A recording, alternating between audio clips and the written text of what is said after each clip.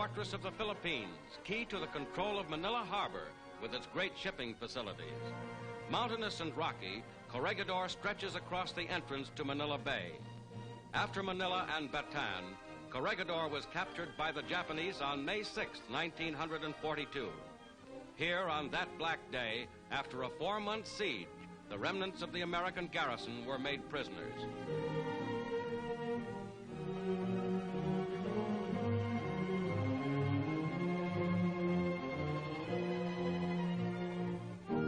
Lieutenant General Jonathan Wainwright was forced to give his last reluctant command: surrender.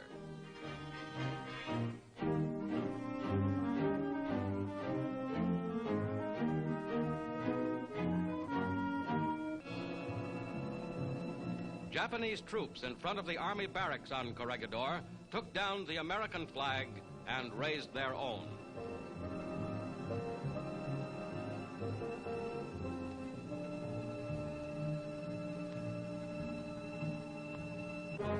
But now, 2 years and 10 months later, nearing the end of an 8,000-mile round trip, American paratroops on nearby Mindoro Island prepare for the recapture of Corregidor.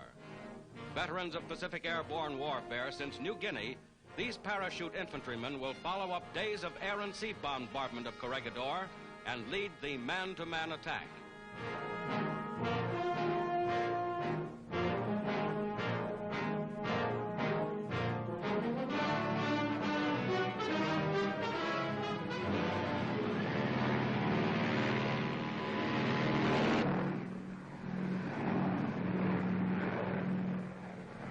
The parachutist's objective on Corregidor is a small, flat area which was once a drill ground, a difficult target which must not be missed.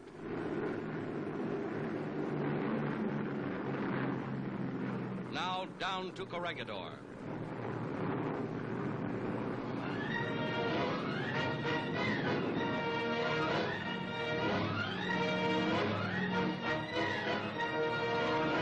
The barracks are visible as still more troops jump on the island's western end.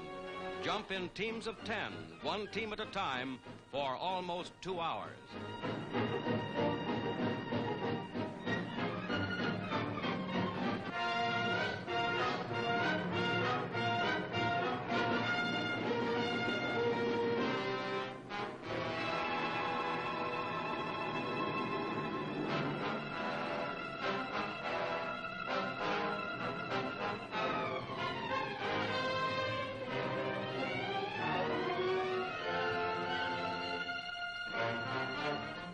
Troops rapidly assemble and take control of high ground on Corregidor's half-square-mile head. Now the Navy moves in.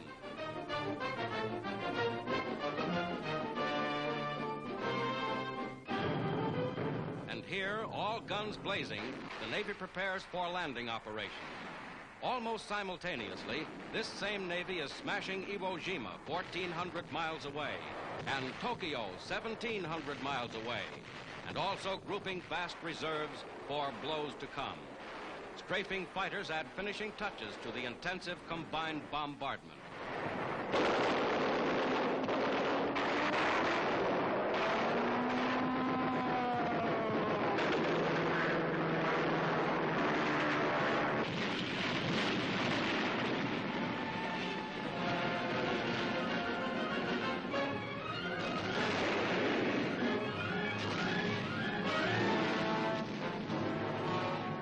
Landing barges carrying United States 8th Army infantrymen head for the strip of shore at San Jose. With the paratroops already in command of the heights, the beachhead ground assault moves in on a clockwork schedule.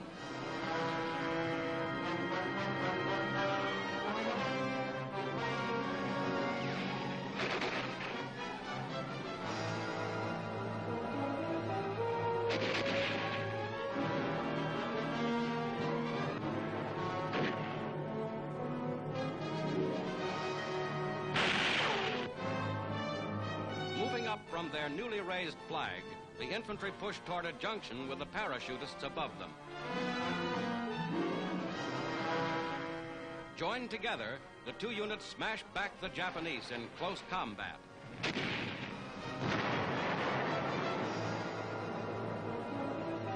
Corregidor is retaken. Manila Bay is reopened to United Nations shipping.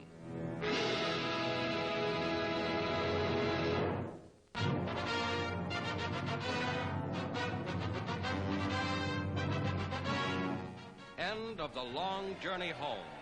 And the Statue of Liberty in New York Harbor is a welcome sight for this shipload of wounded American veterans of the fighting on the European front.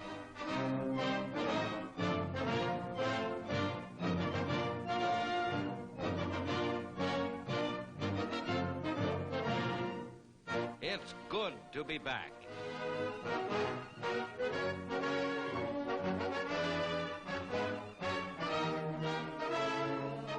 The Red Cross is on hand with coffee and food, as they have been for every one of 50,000 wounded brought back through New York. 25% are stretcher cases. The clearance of patients from overseas becomes a major function of the Port of New York.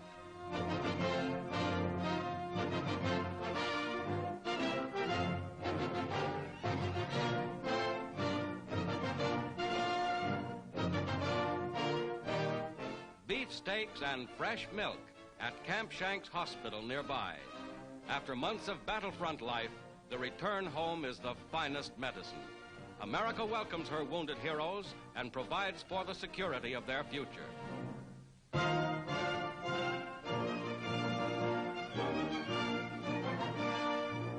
In Washington, as Undersecretary of State Groove presides, Mr. Orhan H. Errol, Chargé d'Affaires ad interim of Turkey, signs the Pact of the United Nations in behalf of the Turkish government.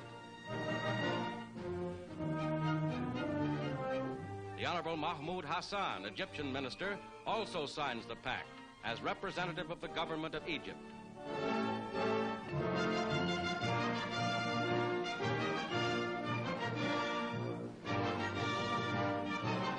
The massed flags of the United Nations now include two distinguished newcomers. The common front against the enemy is strengthened.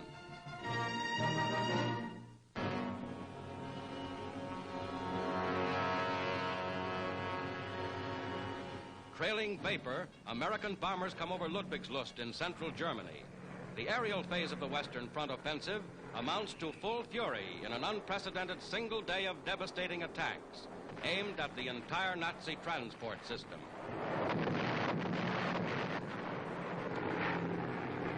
Nuremberg. In this one-day assault, 7,000 Allied planes, 40,000 Allied airmen rained destruction on German war industry, supporting ground armies which now have crossed the River Rhine in force. Fighters joined the attack, catching enemy planes on the ground.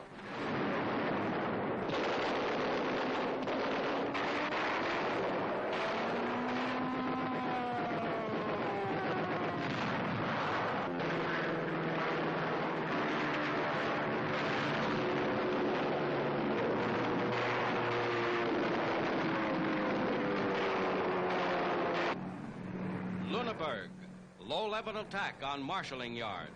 Striking almost every important German rail junction, this is the greatest Allied air offensive since the landings in Normandy.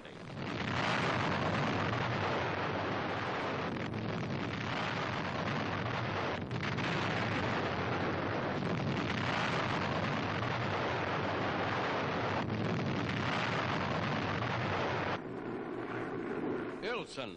Here, as nearly everywhere in Germany, military transport is crippled by tons of high explosives, delaying enemy counterattacks on the American bridgehead east of the Rhine.